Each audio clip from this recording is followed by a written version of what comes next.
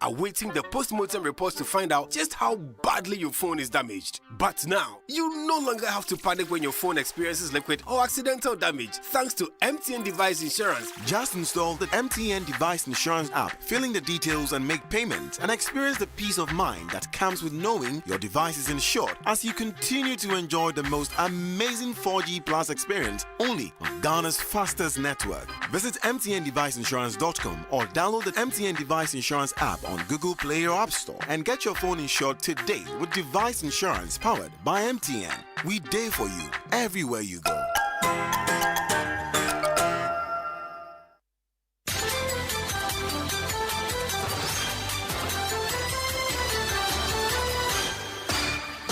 Hello, good afternoon and welcome to the Midday News.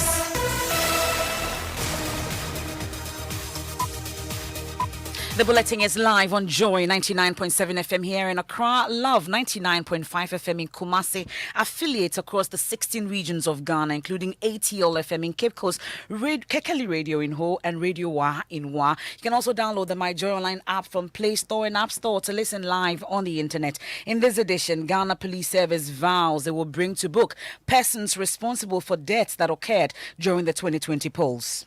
Not only have some of the guns been retained for forensic analysis, spent shells have also been collected, and they are all part of the investigation process, which is ongoing. I want to assure you that we are committed to get to the bottom of the investigations. We have details as the service reviews it has completed forensic analysis on guns and ammunition used during the violence in voting areas, including Techiman South. Also in this bulletin, minority in parliament demands forensic audit into activities state-owned enterprises alleging malfeasance and indebtedness threatening their survival. Many of them are hiding their liabilities and other commitments. You had the Ministry for Business Development and its handing over notes where a liability of a matter even in court of up to $5 million was unreported. Also in this package, we plead the government to come and complete the building for us so that we can go and learn. Government pledges to complete by December this year construction of stalled school block at Breman Jamra, where 6 kindergarten children died after the building collapsed on them. The plan is that we have to make sure we complete all of them before new ones start. So definitely we will complete them within this year. We'll hear from the DC for the area and bring you more in our total recall agenda as we look back at that incident 5 years ago and promises made in sports. Government is meeting stakeholders over targeted $15 million support for Ghana's AFCON and World Cup campaigns. We'll tell you more about the fundraising plan in 20 minutes. We'll look forward to that. And parents of a 3-month-old baby in the northern region under pressure by community folk to kill their physically challenged child due to cultural practices where such children are considered evil spirits or bad luck. We do away with them because we say they don't fit into the society. We believe that they have evil spirits. So such a person, we don't want him in the society. I have details of that and more here on the Midday News with me, Emefa Apau.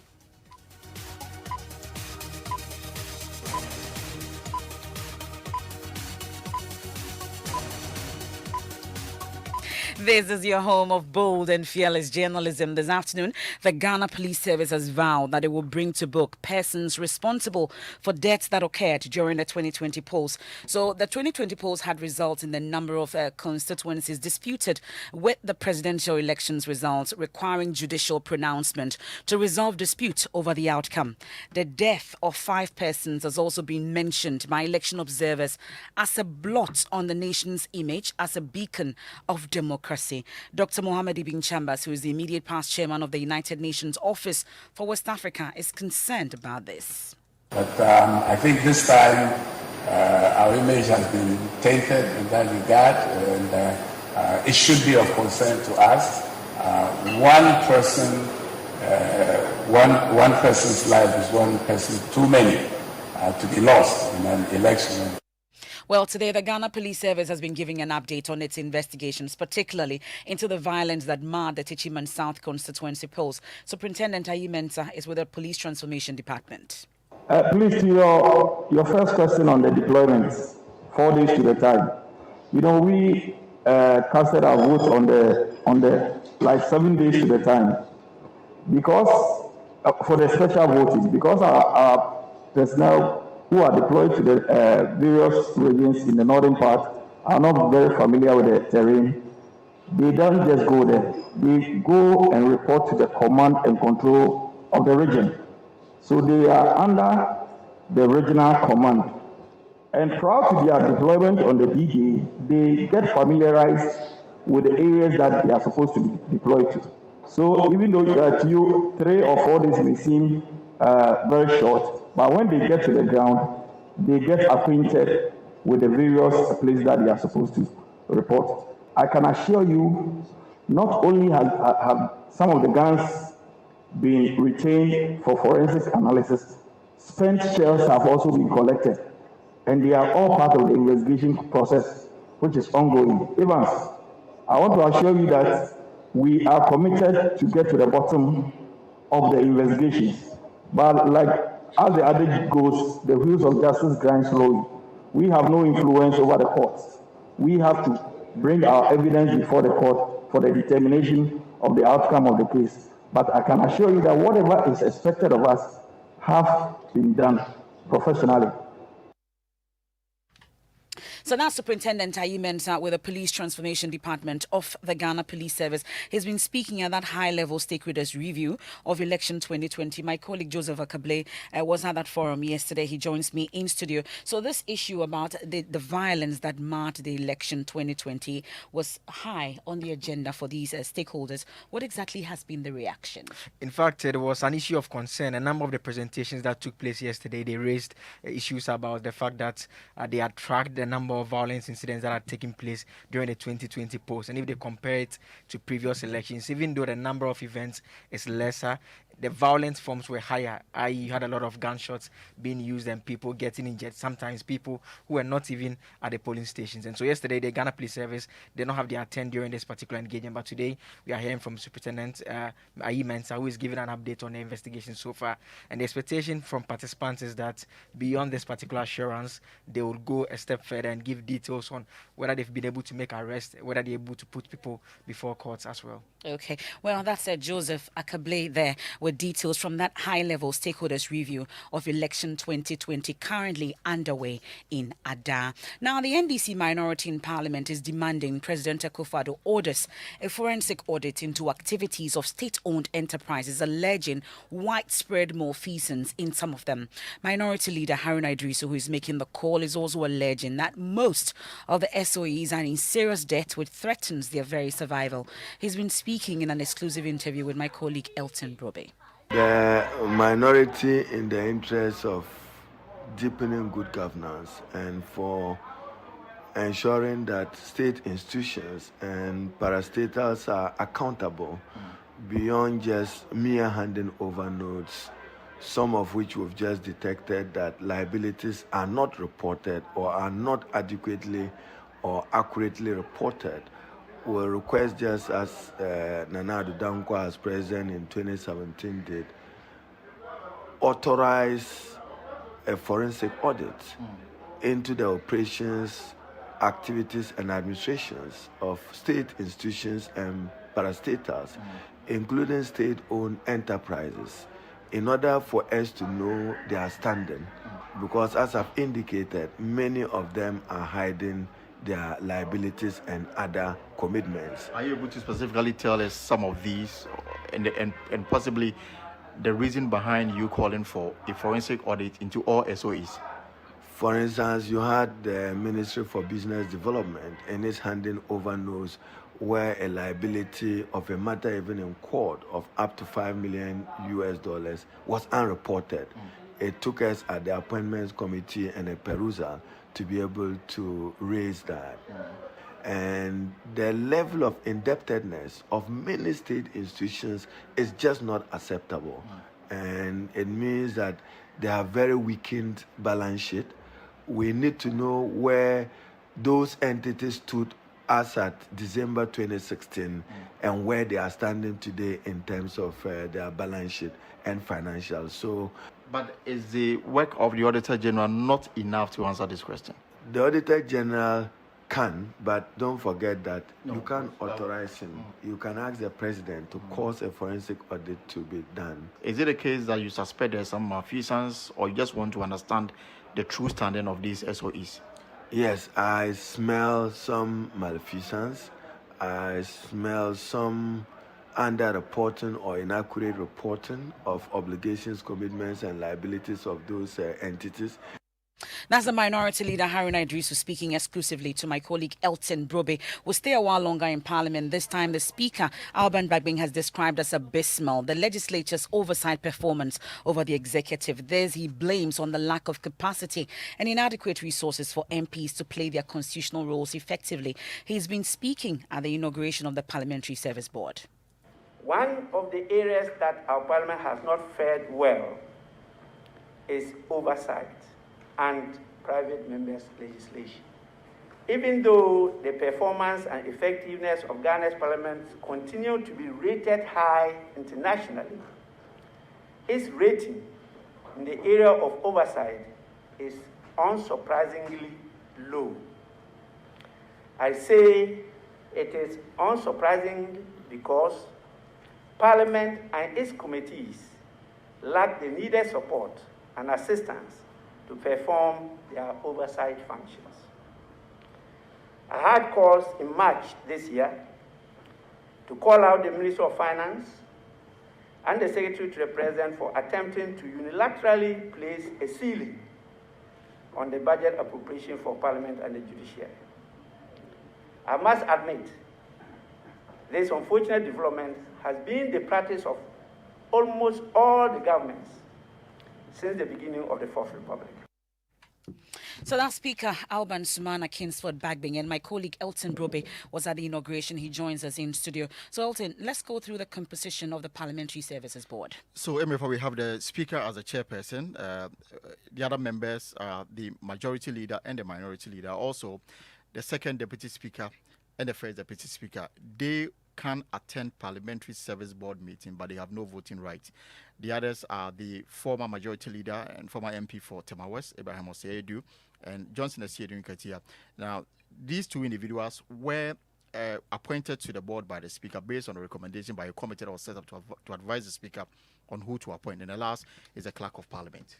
Okay. Now, the majority and the minority leaders also had cause to contribute to the concerns raised by the Speaker of Parliament about the parliamentary services and then, of course, the oversight performance over the executive by Parliament. What exactly were their contributions? They say that they lack the capacity and they don't also have the resources to enable MPs do an effective job. More especially, some MPs, even though they are doing their parliamentary work, also have eyes on their constituency because they need to go there and then contest. So it doesn't give them the freedom to do an effective work. And for that reason, there should be the need for both parties to sit down and iron out this particular matter to the extent that there will be a mechanism where first-time MPs will not go to parliamentary primaries in the future. I observe that you are not satisfied with the oversight role of Parliament. We accept that as our first challenge, that we work together to improve oversight for greater accountability, particularly in the exercise of executive authority in Ghana. And as you yourself rightly noted, we will build upon the gains made by Professor Mike Okoye in the promotion of the private members bill. Speaker, you have spent time in relating to the oversight responsibilities of Parliament and the deficiencies which must be cured. I hasten to add that there are other areas that the Parliament of Ghana falls short in. The performance of the representational function, the deliberative function, the information transmission function, the power of purse function, and indeed, as you said, even in legislation. So you heard there the minority and the majority leader Haruna Idrisu and Osechi Mensah Bunsu.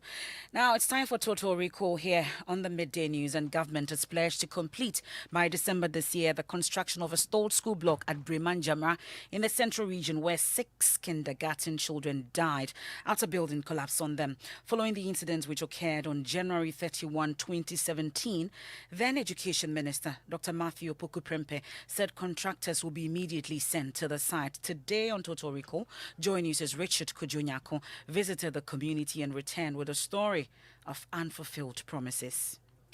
It was in the month of February, and that day was supposed to be a beautiful Tuesday morning here at Breman Jamra. But sadly, the day turned into morning. About 70 pupils aged 4, 5, and 6 were about to settle for studies when the building collapsed on them. 6 of them died instantly. It got the entire country talking. The Education Minister visited the scene of the accident in a swift manner. Government made the community a promise, pulled down a school block that also posed a grave danger to the lives of the school pupils here. It's been more than 4 years and that block hasn't been completed. Nana Kwesienin III is the Jasin of Breman Jamra. When the building collapsed, the Minister of Education, through the Minister of Education, came here. They gave us a promise that they were going to reconstruct the building. Indeed, the construction started. You can see that a project is ongoing. It's been in this state for the past 6 years or so. Luckily, that particular KG block that collapsed on the school pupils was rebuilt by an NGO within months. But it seems government promise might take a decade or two to be fulfilled. So I'm here in one of the classrooms here at Breman Jamra Methodist School. See, the students are crammed in this small classroom building. This is as a result of government's inability to complete the project it started. So when our teachers are teaching, we find it difficult to understand because we are uncomfortable. We want the government to continue our buildings for us so that we can be spaded. Then we can't even write. 3 people are sharing desks and it's bad for us. We want to change. We plead the government to come and complete the building for us so that we can go and learn. That's Joy News' Richard Kujunyako's report there. Now, Chief of the area, Nana Kwesiening III, tells Joy News at least 3 school buildings have cracks in them and is appealing to government to act quickly before another disaster happens. It's almost 5 years now when that building was started.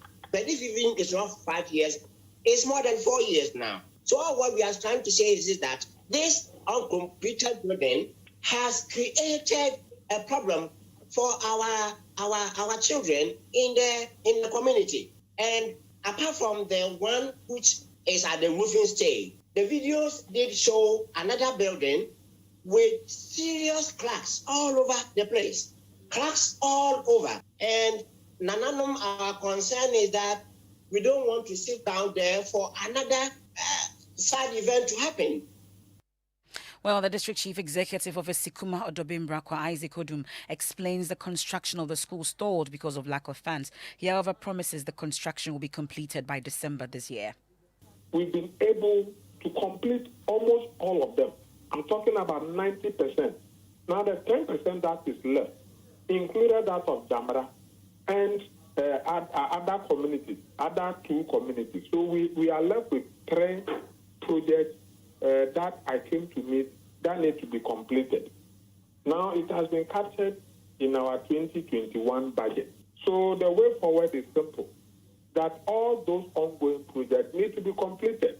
But there is pressure because the number of communities that we are dealing with here there are many. Mr. Odum, I get the picture. It's a daunting task. You have a lot to do. But based on your own words, you say it's been captured in your budget. If it's been captured, it means allocations have been made. So can we look forward to these projects being completed this year in 2021? What are the timelines? The captured project, the uncompleted one, the plan is that we have to make sure we complete all of them before new ones start. That's the DC for Sekuma Odobimbrakwa, Isaac Odum there speaking on the AM show on the Joy News channel. Our top stories in this package: Ghana Police Service vows it will bring to book persons responsible for deaths that occurred during the 2020 polls. We'll call for a quick break. When we return, we have sports and then also the story of a parent of a 3-month-old baby in the northern region under pressure by community folk to kill their physically challenged child due to cultural practices where such children are considered evil spirits or bad luck. We do away with them because we say they're not fit into the society. We believe that they have evil spirits. So such a person, we don't want him in the society. And then also music are set to host a virtual concert in memory of late former President Jerry John Rawlings.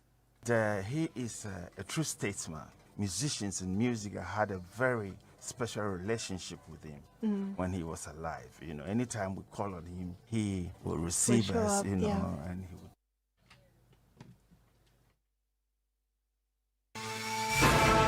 This bulletin is live in the Volta region on Jubilee Radio Keta, Volta Premier and Kekali Radio in Ho, Lolonyo FM in Hohoi, Pando FM in Pando, Fafa Radio in Joje, Radio Hogba in Angloga, Klenam Radio Bato, Victory FM Aplao. In the Eastern region, we're on K Poly Radio in Kofrodia. In the Northern region, we're on Bishara Radio, Radio 123 and Radio Justice in Tamale. And in Savannah region, we're on Inkelege FM in Bole. In the Upper East region, we're live on A1 Radio and Dreams FM in Bogatanga and Radio Fumbese in Fumbese. In Upper West, we're live on Radio Sonmale in Wa, Radio Freed in Nandom, Radio Wa in Wa, and Bolu FM in Bolu. In the Bono East region, we're on Gaskia FM in Techiman. In Bono region, we're on Sky FM and Parrot FM in Sunyai. Central region, we're live on ATL FM in Cape Coast. And in the Western region, we're on Radio Max in Takrady.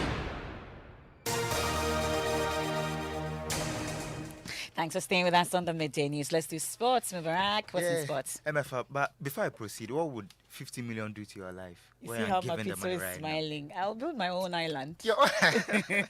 Well, that's the amounts needed to aid Ghana's AFCON and World Cup campaigns after government pledged to provide $10 million. Now, 2 meetings are expected to take place in the quest to raise the funds. My colleague Muftar Nabila Abdullahi has more. The breakfast meeting at the presidency was meant to raise funds for Ghana's AFCON 2022 participation and the World Cup qualifiers slated for June later this year. Joy Sports sources say about 9 million Ghana cedis was realized from the first of 3 meetings. The second and third meetings will happen on Friday and next week Tuesday, respectively. Sources say the main aim of the project was to secure funding for national teams in the country where it is believed that football takes a chunk of the budget meant for the Ministry of Youth and Sports. During the meeting, the president of the country announced $10 million has been committed by government to ensure Ghana's participation in the next 2 tournaments is a success. He has, however, tasked the corporate institutions who have been invited to these meetings to help the ministry raise $15 million to ensure Ghana wins the next edition of the African Cup of Nations and reach the semi-final of the 2022 World Cup. That's my colleague, Muftar Abdullahi Nabila, with the reports. Now to Europe, and the first semis of this season's Champions League starts tonight as Real Madrid hosts Chelsea at the Alfredo Di Stefano Stadium. As usual, George Addo Jr. and Gabriel Smith have got you covered with live commentary. That's your sport. We wait for that, and that's the Mubarak. And let's head to the northern region, where parents of a 3-month-old baby born without arms say they are under pressure from their family and community members to kill their child because she is physically challenged. Children born with deformities in the community where they reside, Kabungwule, are considered bad luck and evil spirits, but parents of the baby, named Mauko, loosely translated as only God, are determined not to conform to the age-old belief and practice. Maxwell Agbagba has the rest of the story. I'm at the residence of the 3-month-old baby born without arms in Kabungwule. She cries as her mother tries to lull her to sleep. Father of the baby, Ananias Kweku Viagbedo, says he's under pressure to do away with his baby because she's physically challenged. My friends and loved ones do not want to get closer to me now. I have had misunderstandings and quarrels with my in-laws. My in-law says my child will die if she enters her house. He says he will not bow to the custom and beliefs of his community. Mother of the baby, Mary Nyong, says there's pressure on her to get rid of baby Mauko. Almost a me, I could frame say, I could nipa. Make it time until we frame. They want to kill my child because they say she's not human. I know she's human and she'll be great in future. I've now met Solomon Atta. He's secretary to the chief of Carbon Wule. He says it is the belief of the community that physically challenged children are evil spirits. He cites an instance where a physically challenged 1-week-old baby was killed. Children who are born disabled, at times we do away with them. We say they're not fit into the society. Even in school self, I don't think we allow them to go to school. It is sort of witchcraft. The witches are hunting them. When the person is born a witch, so such a person, we don't want him in the society. I think some years, one happened. A small child was born about a week. The child started eating, so the parents have to do away with the child. But it is inhuman. It's a child, then the child started eating normal. Fufu, they left over. The mother saw the child eating. So the child was killed? The child was killed. Solomon Atta agreed to take me to the chief priest of Carbon Wule, an old man whose name loosely translates as death is better than trouble. He confirms the assertion by the secretary to the chief, as he says physically challenged children are not fit to live amongst humans. As pressure to get rid of 3-month-old Mauko grows, her mother and father say they are optimistic she'll become a shining light for her community and a story will change the age-long belief.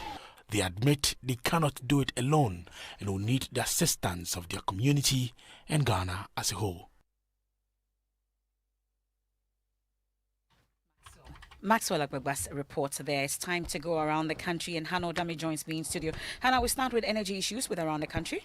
Energy Minister Matthew Opoku Prempeh is at the Kaswa Bulk Supply Station as we speak, and he's finding out the status of work on the project there. My colleague Mamiesi Thompson will join us with the latest details from there. Subsequently, we'll get to know what's happening there. Now, let's go to the Volta region where danger is looming because of a huge hole which has been developed in the middle of the Accra Hole Highway. Our colleague Fred Kwame Asari reports on the hazard between the Kponvi barrier and Chitoi. At the dawn of Sunday, 3 occupants of this Volvo cargo almost lost their life in an accident on the whole Accra Highway. The cargo, which was transporting clothing textiles from Togo to Accra, veered off the road when it fell into a pothole between the Kponvi barrier and Chito. The unfortunate incident resulted in the carving in of the section of the road. According to sources, this same section was damaged 2 years ago. However, no proper repair work was done. Instead, it was filled with gravel. Careful study at the bridge reveals that the iron rods used have rusted, hence could not hold the weight of the concrete bridge, leading to the damage. Drivers plying the route have appealed to the Ghana Highway Authority to repair the road. And we're still looking for answers and hoping that that road will be fixed. Now, let's go to Kumasi in the Ashanti region. And we are told that traders are back to the ceremonial streets a day after they were evicted.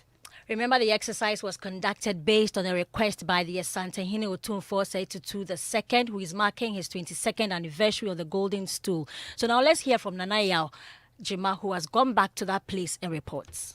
The task force demolished structures and items used for trading activities on the streets. The traders were unhappy with the use of force and demanded specific areas designated for them to trade. She says, we plead with them to evacuate us fully. If some of us leave the streets and the rest stay here, the patrons will buy from those on the streets. Our businesses will suffer. A day after start of enforcement, traders are back to trade as usual. The race course and Efiakubi market are said to be designated for the traders, but traders claim they do not have access to stores. From Kumasi for Joy News, Nana Ojima reporting. Well, on demolition here in Accra, the Tema West Municipal Assembly also demolished some structures erected on waterways around the Lashibi drain. My colleague Manuel Cranting was at that program. He joins us in studio. Manuel, what did you see? What did you find? Give us updates. So the affected structures include a washing bay which is currently under construction. Authorities say that they have attempted to get the developers to stop working. That has failed. So today they moved in with some bulldozers to break down those structures. It also included a house of, we're told, the assembly member for Lashibi electoral area who did not have permit to put up the building but was building. That also has been torn down. And this is part of the Let's Make Accra Work Definitely. agenda. It's time for showbiz, and there's a concert in the office. Yes, there's a virtual concert. Musica, in collaboration with the Ministry of Tourism, Arts and Culture, presents a virtual tribute concert in memory of Papa J. Let's listen to acting president of Musica. Musicians and music had a very special relationship with him when he was alive. You know, anytime we call on him, he would receive us, and he would tell us things that we didn't know. Also, I mean, one big thing he did for especially Musica, giving them an office. He would invite us to his house and things like that, you know. So we think he's a true statesman, a lover of music. So this Friday, we want to do a special concert for him. It's going to be virtual. So we will love people too.